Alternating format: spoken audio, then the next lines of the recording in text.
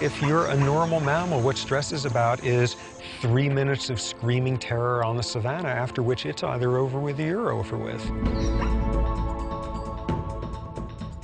For a few weeks every year or so, Sapolsky shifts his lab to a place more than 9,000 miles away, on the plains of the Masai Mara Reserve in Kenya, East Africa.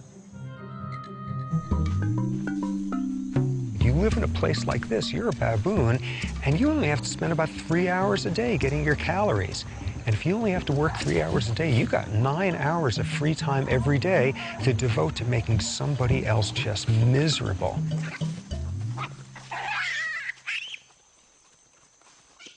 They're not being stressed by lions chasing them all the time. They're being stressed by each other. They're being stressed by social and psychological tumult invented by their own species. They're a perfect model for westernized stress-related disease. Because what stress is about is somebody is very intent on eating you, or you are very intent on eating somebody, and there's an immediate crisis going on. When you run for your life, basics are all that matter. Lungs work overtime to pump mammoth quantities of oxygen into the bloodstream. The heart races to pump that oxygen throughout the body, so muscles respond instantly. You need your blood pressure up to deliver that energy. You need to turn off anything that's not essential.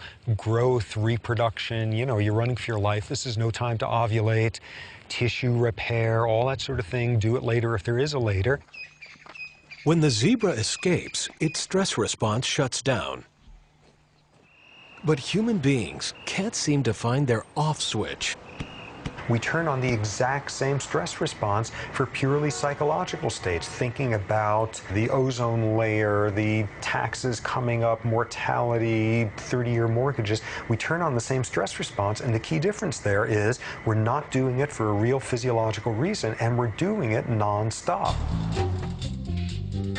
After a while, the stress response is more damaging than the stressor itself, because the stressor is some psychological nonsense that you're falling for. No zebra on Earth running for its life would understand why fear of speaking in public would cause you to secrete the same hormones that it's doing at that point to save its life.